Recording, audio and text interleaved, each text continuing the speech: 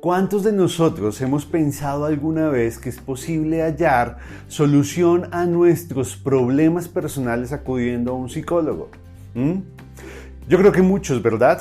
Pero lo interesante es que nosotros no somos los únicos que lo consideramos. Iglesias también lo hacen. Y cada vez es más normal pensar que hay una esfera personal que está por fuera del poder y del alcance de la palabra de Dios. Y por eso los creyentes acuden a este tipo de ayuda que brinda la psicología y otras ramas o otras disciplinas, pero las escrituras son muy claras en cuanto al trato que Dios le da a todo tipo de sabiduría humana, que se oponga a las verdades fundamentales de su palabra. Así que el día de hoy queremos considerar cuál es ese trato que Dios le da a ello. Y para eso les pido que por favor se queden y nos acompañen acá en un momento con Dios.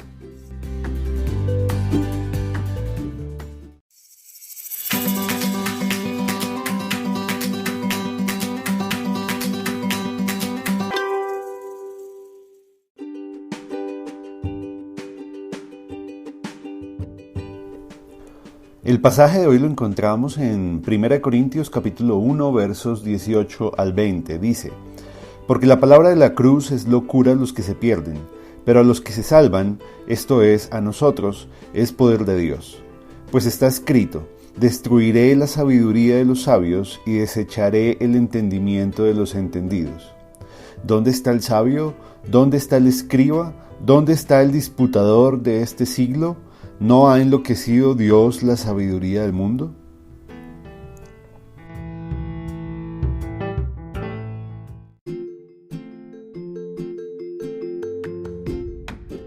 Para responder a esta pregunta, vamos a considerar lo que el apóstol Pablo le dijo a la iglesia de Corinto en su primera carta, capítulo 1, donde les dice que el plan de Dios es destruir la sabiduría de los sabios y desechar el entendimiento de los entendidos. La verdad es que el verdadero poder que buscamos, pues no lo vamos a hallar en la psicología o en cualquier otra disciplina moderna que nos brinde o que nos prometa tener la solución para nuestros problemas personales.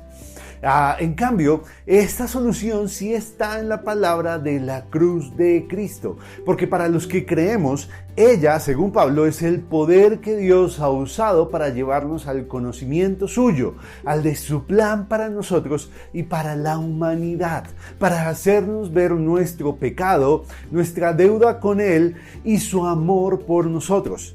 Ella es la que nos ha librado del poder de la muerte y del pecado, nos santifica y nos da el poder para vivir siguiendo su voluntad y no la corriente de este mundo. Pero la verdad es que el mundo quiere adjudicarse un poder similar al que ella, la palabra de la cruz de Cristo, las escrituras tienen. Y es por eso que el apóstol Pablo le pregunta a los creyentes de Corinto si entre ellos había alguno de esos supuestos sabios que el mundo reconoce como lo hacía en ese momento y también hoy. Porque entre ellos la verdad es que no había ninguno con gran educación o filósofos capaces de disertar sobre los dilemas del universo, tampoco habían grandes oradores ni escribas que eran dirigentes políticos, sociales y religiosos de la época que por su conocimiento de la ley bíblica eran respetados socialmente, pero que ante los ojos de Dios eran hombres tercos y duros de corazón. Y se los pregunta para que entendieran que Dios no se manifiesta por medio de la sabiduría del mundo, sino que lo hace a través de su palabra y de la predicación de ella. Porque ¿cómo es posible que hallemos a Dios en la sabiduría del mundo si ella es la que promueve que el ser humano es libre de escoger el género con el que más se identifique? negando el diseño biológico que Dios ha definido para cada uno de nosotros?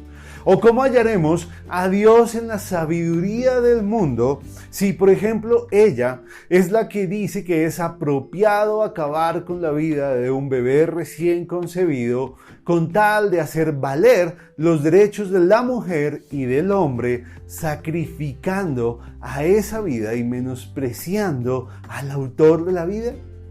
Por esto es que Dios ha decidido no revelarse a través de esa falsa sabiduría y en cambio sí hacerlo a través de Cristo.